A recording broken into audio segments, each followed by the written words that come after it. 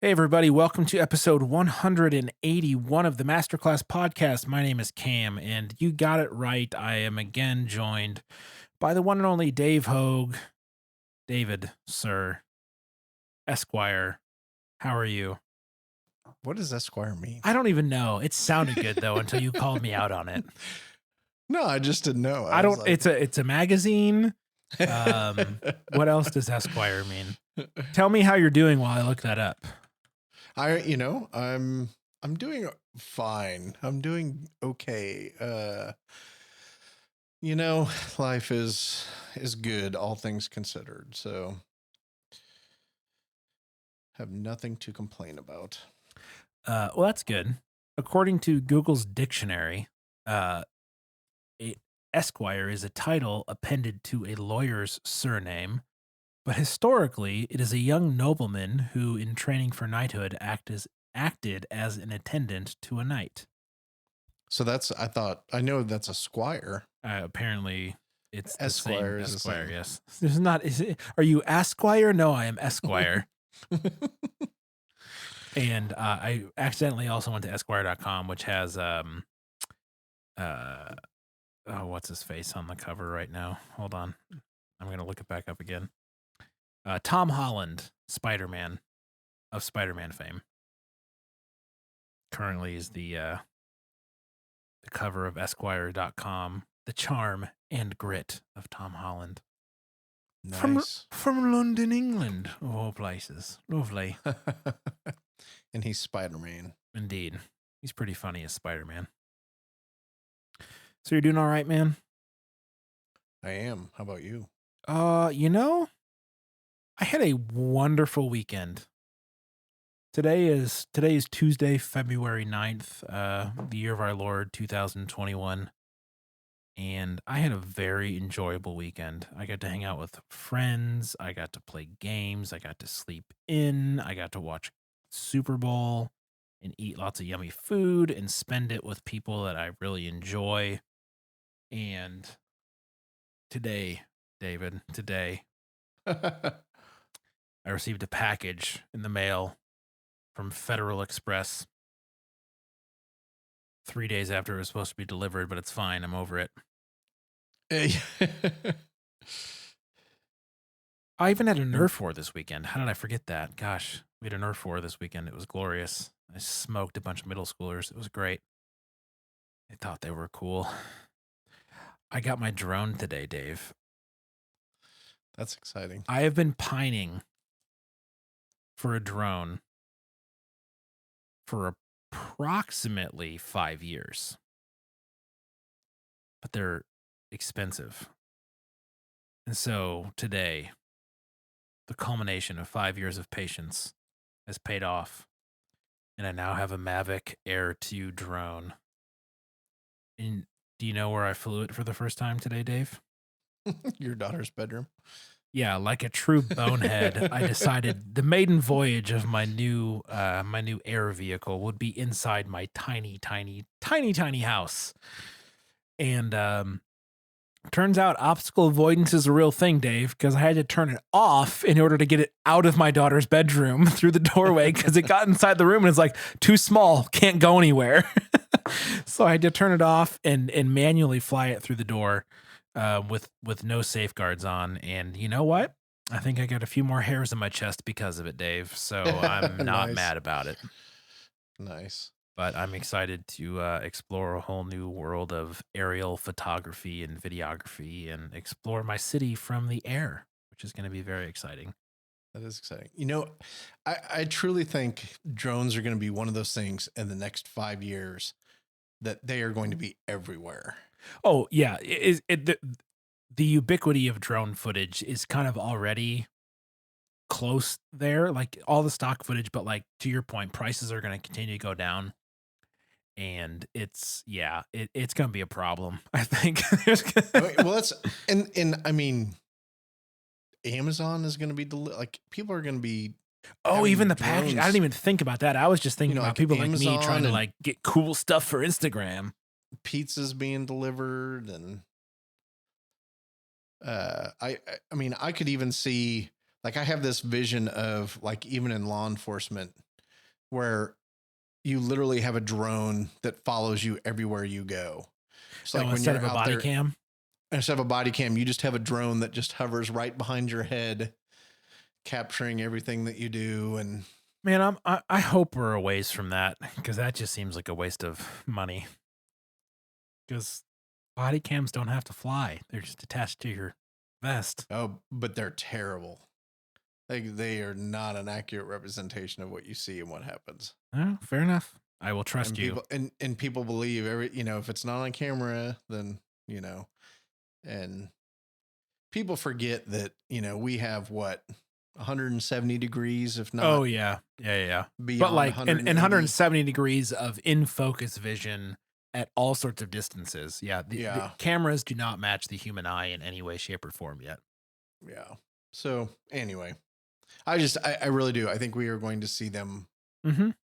all over the place on doing many different things. Wow, it's going to be a bold future. In We think one, Big Brother's watching now. Just wait. yeah. Well, I don't even want to go into the ads you see on the internet and how freakishly accurate they are. That's a whole nother thing. So it is episode 181. We are going to finish the 6th chapter of Hebrews today, which is exciting. Yes. It's another Yes, it chapter is. in the books, Dave. Yes. Quite literally, another There have been chapter so in the many. books. So where are we starting? Where are we stopping? Verse 13, and we're going to go through 20, which takes us, as you said, to the end.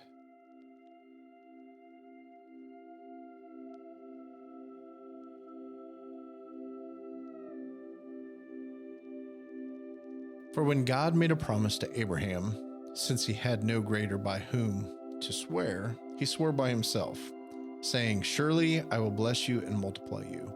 And thus Abraham, having patiently waited, obtained the promise. For people swear by something greater than themselves, and in all their disputes, an oath is final for confirmation.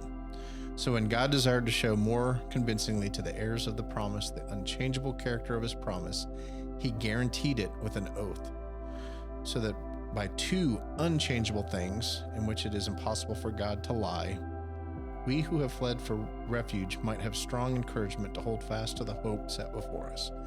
We have this as a sure and steadfast anchor of the soul, a hope that enters into the inner place behind the curtain, where Jesus has gone as a forerunner on our behalf, having become a high priest forever after the order of Melchizedek. Well, that's interesting, is it not? It is. And I just think so much is lost on us. I mean, just the fact that, we are definitely not Hebrews, and we do not, I so believe that his audience, this had like there's clearly something, I don't want to sound like we can understand it, but I just don't think it has the gravity that it probably did to his intended audience. That's, I think, very fair to say. I for one can't get over the total humble brag at the very beginning of this, where it says, "For God made a promise to Abraham, since he had no one greater by which to swear, he swore by himself." Oh wait, that's right. I happen to be the God of all things ever, so I'll just swear by myself. I know he wasn't that ridiculous. He wasn't a frat guy about it, but it is a not so subtle way that the author of Hebrews is reminding us that God is the ultimate. There is none above, there is none equal, not even above, but none equal to. Like he stands alone singularly as the only person occupying his sector, his level, however you want to put it, right? He stands alone. And that's pretty cool, I'd say, Dave. Yeah. And it's like, it just like, as you were saying that, it hit me that, like, we hold humility is a value, I think, in our world. Um, and like God does not have to do that. Like God doesn't have to be humble. He doesn't have to show humility. And then even as I had that thought, I was like, and yet that's exactly what he was when Jesus took on flesh and lived the life he did. I mean, like it's truly like this kind of like, oh God, he can't even be humble because there's no reason for him to be humble. And then it's like and finds a way to be humble, it's like, and not that the whole reason Jesus came was to be humble, and I don't know if that's making sense or not, but to that point, if I can hijack this for a second, like if the one being in the universe who had no cause to be humble could choose voluntarily to be humble. Yes. Well said. I mean, come on. Like where do we have a single inch of footing in being prideful or egocentric or whatever, right? Right. Yeah. Yet every single day, what's best for me, Dave? How do I get what I want? Oh yeah. Absolutely. Man.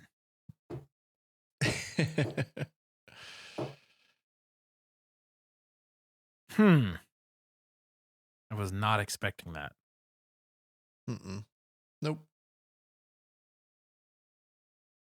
And then, okay, so there's the fact that God swears by himself. Like, okay, we've acknowledged that's funny, right? But what does he do when he swears by himself? Does he pump it? He blesses us? Yes, and multiply. And specifically Abraham, he blesses the people. He blesses the man that he is going to turn into his people, his chosen family, his chosen group, the very people that he is going to put his presence with on earth. So when we can joke about him, like humble brag, whatever. But when he invokes his own name as the highest authority by which to swear something, what does he do? He blesses the very people that he has created who have sinned against him. So even in his calling out his glory and his omnipotence and all of the things that separate him from us, even in doing that, he's still saying, surely I will bless you and multiply you. He is giving the benefit of his power and his glory to his people, which, to your point, is the definition of humility. The power, it's not about me. It is not, I mean, oh my gosh. And then it goes on to say, and thus Abraham, having patiently waited, obtained the promise. And we can obviously understand that Abraham didn't only patiently wait. He also had a son via the concubine, so he was doing more than just waiting patiently. As we've discussed, yes. Yes, right? We can read between the lines there. So, and that's the other thing, right? Oh my goodness, right? This is like the Bible in a microcosm right here. God promises to bless Abraham and multiply him. And what does Abraham do? He goes and knocks up his wife's servant because he's not patient enough to wait for God to do what he said. So God, who is perfect and can swear by himself as the sovereign of all things, promises to Abraham that he's going to bless him and multiply him. And Abraham's like, yeah, well, I'm 90 and, well, she's kind of cute, so I'm going to take care of this myself. And goes off and gets her pregnant. And God still follows through on his promise anyways. Yep. And there's obvious consequences and fallout from that, right? So we can't overlook that. But God still, even though he promised something to Abraham and Abraham went off and did his own thing on his own time because he couldn't wait, God still delivers on his promise. He still holds up his end of the bargain. He still chooses to bless somebody who before he had Ishmael, wasn't perfect, wasn't worthy, wasn't deserving. And God doesn't change his promise, even though Abraham has then subsequently proven himself not worthy, not perfect, right? So God's promise doesn't change based on Abraham's ability to trust or actions that distrust God. God's promise stays the same, and that encourages me. Yeah. Oh, yeah. And not like because, the Bible's all about making us feel good and encouraging us, as much as Christian radio may tell you that's really all it's all about. Family friendly and encouraging music, Dave. But there is something to be said for God choosing to do something and sticking with it, and his ability, as scripture says elsewhere, to take what we have done and turn it for good. Mm-hmm.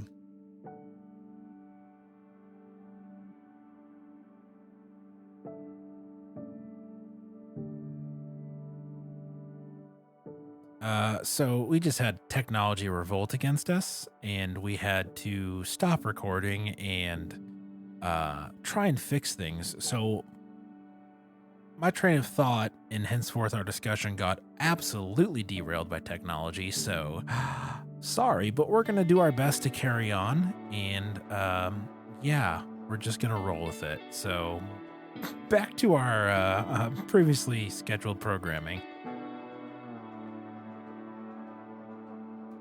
Because so my thought is going to be completely random from Hebrews 6 that we were talking about, because Cam talked about, we have sometimes Christians, we have this mentality of, the Bible is to make us feel good and to encourage us. And it's actually an article from a few years ago, but CCLI, which is like Christian licensing, they license all the worship and praise music.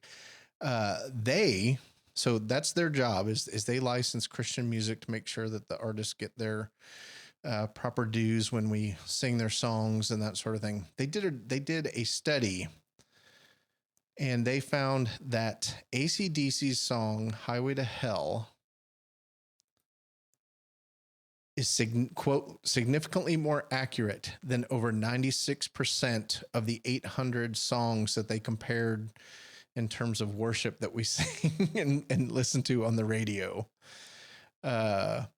While modern worship songs tend to contain little theology, an anemic view of sin, and a poor understanding of the work of the Holy Spirit, Highway to Hell has a very biblical view of the doctrine of hell. Lead singer Bon Scott had a clear understanding of man's natural inclination towards sin and the inevitable judgment of God that follows. And then so it goes on and on and on, just about how, and then this is one of the quotes that I think is very funny. It's funny and it's tragic. It's better than that song that keeps inviting the Holy Spirit in like he's some kind of coy puppy dog. So I don't know that song. Yes. So anyway, I thought it was very interesting that, the very people that license worship songs did a study, and I don't know, for all I know, this could be made up, and just because it's on the internet, I believe It's not from the Babylon Bee, is it? It might be. So whether it's true or not, you all can let me know. But now I have that AC/DC song stuck in my head, which is better than whatever Chris Tomlin song. And it's actually about touring. The Highway to Hell is how much touring as a rock star actually can suck. So turn the page. Yes. So for all of our listeners that we've now lost, but oh no, we got AC/DC and we got Bob Seger in there. Come on. And by way of that, Metallica as well. Yes, I think you are correct. So, but to get us kind of back on track, it is,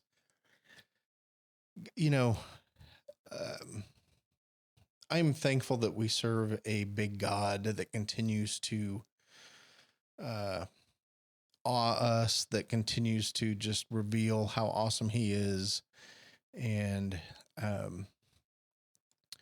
I just remember hearing a sermon in the past. I don't know if it was 10 years ago, 2 years ago, of just, we need more awe in our life.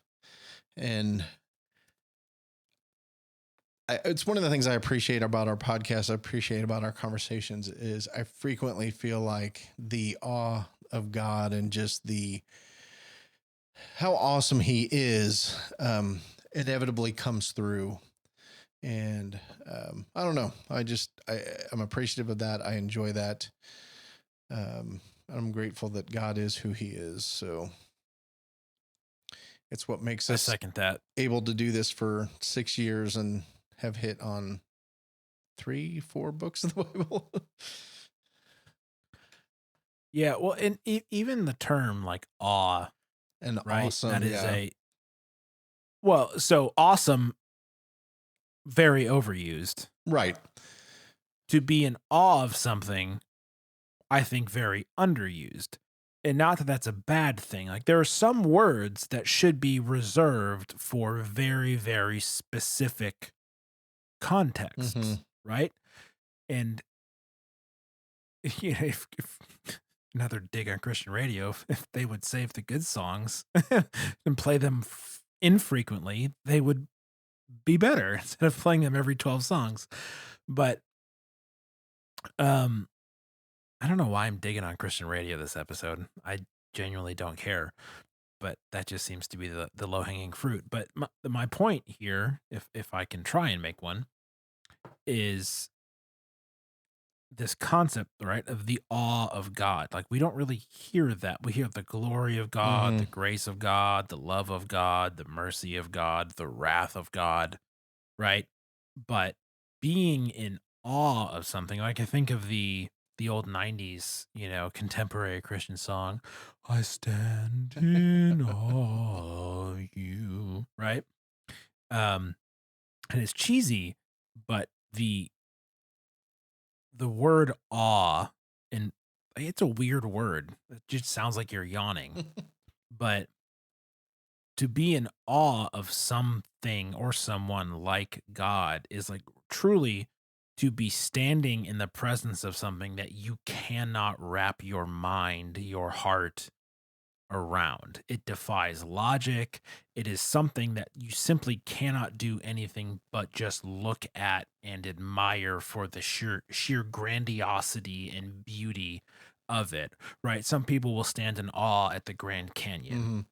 or my cousin who climbed Kilimanjaro. I'm sure when he was on the summit of Kilimanjaro, stood and looked across northern Africa and was like, holy cow, right? Just in awe of a view that he never, you can't imagine something like that until you've seen it, Mhm. you know? And the awe a parent might feel when they see their child born. And it goes from something you had hoped would happen to something that took 9 months to grow inside of your spouse to the moment when they're born, and that momentous occasion where you connect with your child for the very first time and you realize, oh my gosh, that's my kid, right? And the awe of the moment and the awe of creating a life, and just the the overwhelming bigness, if I can make a word up, of the moment, of something that is so much larger than yourself. Mhm. For once, you're not focused on me, what I want, what I need, what makes me feel good. And you see somebody else and you only want them to be happy, to be safe, to be loved, to be cared for, right? And to think that way about God, I don't know about you, Dave, is not regular for me. No. Nope. Because often I'm like, God's good. Like, he's God, you know? And do I often marvel at God's goodness? Yes. At God's willingness to forgive? Absolutely.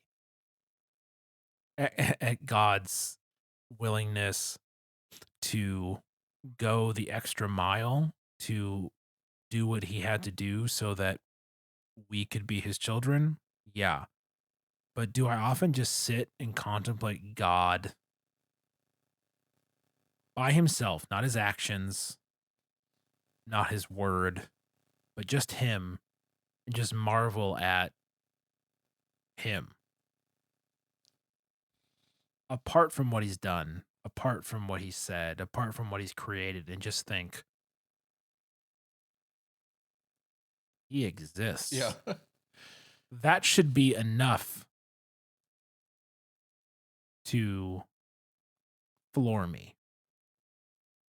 But we get so caught up in the details and so caught up in all the other stuff, trying to look good for him, whatever the case may be. And I think there's something inherent in this conversation of all of that is good and fine, but we should never lose our sense of awe when we think of God alone. Yeah, and It's kind of tricky. yeah, well, I've been reading I think it's Second Samuel, Second Chronicles. There's a lot of the same stories that Mhm. parallel, and I am in awe of David's ability to worship God and just truly like um I'm drawing a blank on particular what I I read today. But it was one of these. Oh, he, and I don't even understand it, but he counted the number of um, basically how many fighting men were there in Israel and how many fighting men were there in Judah, and God didn't like it. Like he didn't do what he like, and like I said, I read it. I didn't spend a ton of time on it. But what just stood out to me was the way David responded to God in terms of making a sacrifice and building an altar and proclaiming who God was. And, you know, um, and my point being is when I'm convicted of sin, my natural response is not to be in awe and celebrate who God is and how awesome he is. And I Yeah. see David do that time and time again. He certainly laments, he certainly has his low moments, but he always has this ability to kind of, and I mean, he did some jacked up stuff. I mean, like when you really start looking at it, you're Preach, like, Dave, preach. But again, I am taken back by his ability to rejoice in who God is and how awesome God is. And I know that's missing in my life. And I am going to say, I'm going to lump a lot of us in together of Christians don't function that way. It seems like, but gospel of sin management versus true forgiveness and grace. Yeah, and I will certainly second that, right? Like if I am particularly in a not good space, right? And you know, I can write out I sinned in these ways today. Boom, boom, boom, boom, boom. My reaction is not to run to God. My reaction is to bury myself and try and isolate myself from God Mm-hmm. because I'm not worthy or, you know, it's not, and it's so much about me. It's not even like I remove God from the equation and I punish myself and I beat up on myself. And I can just see like God on the other side of the door, like, are you done yet? like, knocking, like, did you fall in? Cause I can help you out with that too. And it like, not to make light of it, which I tend to often do. And, I apologize for that. But there is this concept, right? Like Jesus already died for it. And me wallowing in my sin or my self-pity or my self hatred or shame or guilt. That's just Satan getting extra body blows in, going for the knockout, right? And God's in the corner, like, dude, we got that covered. Like, it's done. It's over with. It's done. And like I had the opportunity to preach a while back at church, which was amazing. And you know, one of the things that I talked about was this very concept of like when we carry our baggage of sin, past shame, past guilt, past mistakes, the only reason we're carrying it is because we choose to carry it. Mm-hmm. And the only one that's holding on to it is us. Like we're not God's not carrying it with us. Mm-hmm. That sin was carried and paid for at the cross 2000 years ago. And so for us to carry that and to wallow in it and to hold on to it as like some sort of badge of, you know, determination or shame or whatever is literally to tell Jesus what you did on the cross wasn't good enough. Mm-hmm. It may have been good enough for other people, but my sin's extra special and I need more. And we can be selfish, Dave, but saying that out loud seems absurd. Yeah. But that's what we're doing. Yep. We're telling Jesus what he did wasn't enough. And when you put it that plainly, it kind of calls out the ridiculous nature of what it is to run from God in your moments of shame, of guilt, of sin, and to not do what David did in the good times, right? Mm-hmm. Which is to say, holy cow, I screwed up. God, you're good. God, you're great. God, you love me. Please forgive me. Keep my enemies away from me. Help me to chase after you. Like all of that stuff. And I appreciate in my life the people that push me in that direction. That push me towards God. Even in my moments of weakness, even in my moments of poor decision making, right? That they are pushing me towards God and not pushing me into isolation because I do that enough on my own. Mm-hmm. Yep.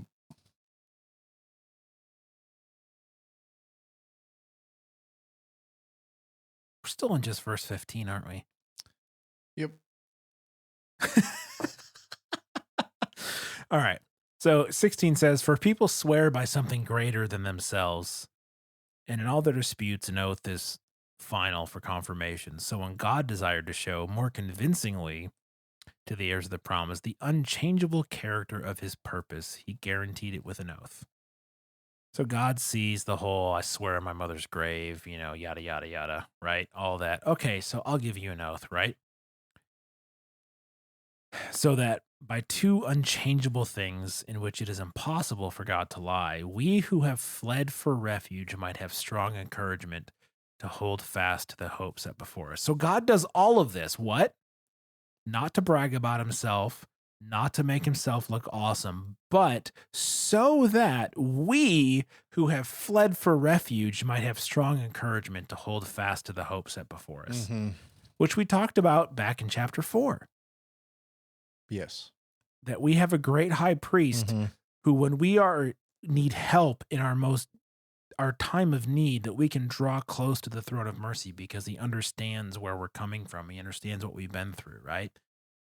So in these two moments that we've read so far, when God is swearing by himself because there is no higher authority, or when God is delivering an oath by his own authority because there is no greater authority, he doesn't do it to make himself look better or to make us look worse. He does both of those things for our benefit. Which, to your point earlier, Dave, just absolute humility. Just bonkers, man. 19 goes on to say, we have this as a sure and steadfast anchor of the soul, a hope that enters into the inner place behind the curtain, which is the holy of holies, where God was in the Jewish temple, right? The tabernacle, where they would literally tie a rope around the priest in case he went in there sinful and died, and they had to drag him his dead body out, right? So let me read that again. We have this as a sure and steadfast anchor of the soul. Anchor of the soul. What a great phrase, right? Yeah. Something that is going to hold our what we are at our core, our essence, what life is, not our body, not our mind, but the very essence of who we are, the thing that is going to tie that to reality, to tie it to truth. A steadfast anchor of the soul, a hope that enters into the inner place behind the curtain, where Jesus has gone as a forerunner on our behalf, having become a high priest forever after the order of Melchizedek, which gets into what I just mentioned about the high priest. But the key thing there is that Jesus has gone as a forerunner, so that when we walk through those doors, when we go behind the curtain, when God sees us because of what Jesus has done on the cross, he doesn't see Cam, the sinner. Cam walks in clothed in the righteousness of Jesus. And so when God looks on me, he sees the righteousness of Jesus. When God looks on Dave, when God looks on you, listener, who like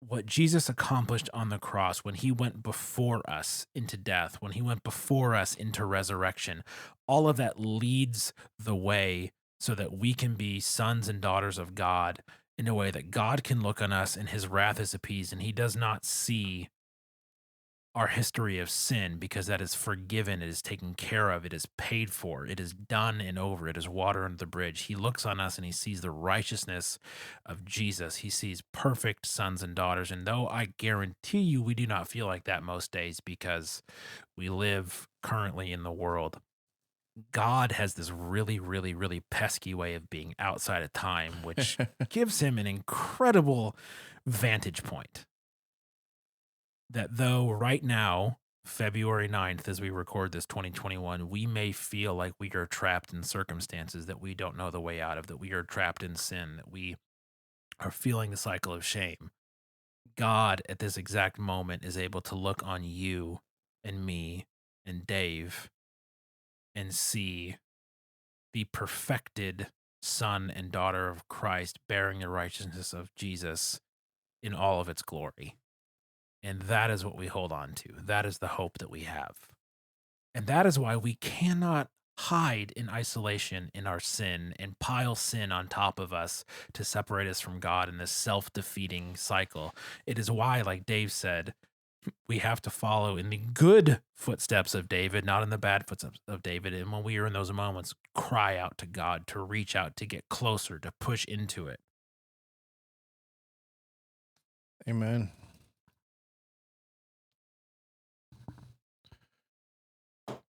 I like Hebrews, Dave. Yeah, and I mean, it, it's just there's like even this just dichotomy, this the reality of, like what we are talking about is not a small matter in terms of going behind the curtain, like what you were saying, in terms of like it was like our sin brought death. Like what you're talking about, it not being in the proper place and going behind that curtain into the Holy of Holies where Jesus is gone, we go, like you said,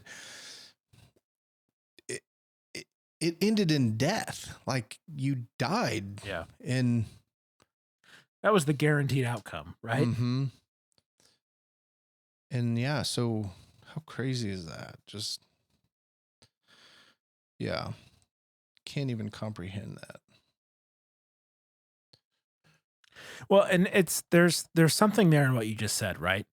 That Jesus went before us, and now the place that had I entered it or you entered it, right? Yeah. Would have surely led to death. Now that place is the place where we get to experience the presence of God. Like the absolute reversal of I say fortune, that's not even the right word because it's not up to luck, right? But the exact reversal of outcome is the definition of God's grace, right? That a place that assured me death beforehand is now the place that assures me life eternal Mhm. because of what Jesus has done. So I can follow Jesus through that curtain full of confidence, knowing that what awaits me on the other side is eternal life because of what he has done Mhm. and not eternal death because what I have done. Mhm. Yeah. And you know, outside of Jesus and his grace and what he's done for me, I'm pretty sure, in fact, I'm confident that there was no point in my time on this earth where I would have been able to go into that. Like, I don't think I would have ever been able to go in. Like, never. Like, I don't think I've ever been at a place that those high priests were. Now, granted, there's stuff with the law and them following it and all that. But yeah, just that, I guess, realization of never do I think I was ever in a place where I could have entered in there. Well, and Even in that my goes best back to the moments. fact, right? And that goes back to the fact that Jesus had to die, Mm-hmm. right? Because like I said earlier, if as we cling on to that garbage trying to fix it ourselves, we're telling Jesus what he did wasn't necessary. And there's not, to your point, there's not a single moment Uh-uh. in our lives where what Jesus did for us was unnecessary if the end goal is for us to be reunited with God. At every moment of our lives, what Jesus accomplished on the cross is Mm-hmm. necessary. Yep. Absolutely.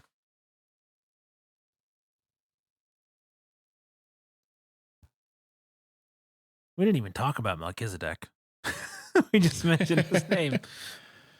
Just saying, parents to be, it's a pretty solid choice for your kid.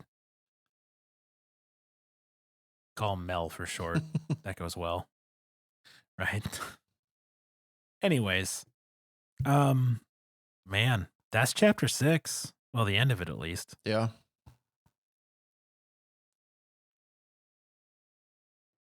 Sweet. So thank you so much for taking the time to join us for episode 181 of the Masterclass podcast. I thought that was rather enjoyable. I'm not going to tell you what to. Yeah, I think Dave and we're feeling good about this one, but I'm not going to tell you how to feel about it. You get to feel about it how you wish. If you want to, it would be super cool if you left a review of the podcast, whether that's iTunes or Google or Spotify or wherever you happen to come across this episode. A review would be wonderful, and honest reviews are all that we ask for. We don't ask for reviews very often, but if you're going to leave one, make it honest. And if that's a 1-star or a 3-star or a 5 or whatever rating system, just an honest review would be great. Yep. Also, you can find show notes at supermegacorp.net/masterclass/181. Or if you're listening, on your phone or tablet or computer, you're listening to it. So you found the show notes. They're there. Swipe, click, move around. You'll find them. You're smart. You can do it. In the show notes, you'll find links to stuff we talked about. Also, links to email us, to call us on the phone, or to I think Twitter or Instagram. I don't even remember. There's links. Get in touch. Now, I will say this: we mention the phone number every episode, and no one's called in a while, which that's fine. But I want to say this: we haven't been playing voicemails, not because we don't want to, because we haven't gotten any. And while that sounds really sad, it's okay. But the point is if you want to call and leave a voicemail where you ask a question or you offer a rebuttal or you share your thoughts on something, go ahead and do it. Unless you say something really, really vulgar or just really, really weird, we'll probably put it on the show as a way to engage in discussion. So please don't take the fact that there hasn't been any voicemails played in a while as us being super sensory. or having strong censorship. I don't even know how to use that phrase. But the point is, if you have a thought, an idea, a rebuttal, a suggestion, a question, a pushback, go ahead and record a voicemail on the number and let's engage in some conversation, because as much as Dave and I love talking together, which clearly we do, having other voices and opinions and experiences as part of the conversation would be wonderful. So that's that. Episode over. David, farewell and Yeah. thank you, sir. See you later. Bye, guys.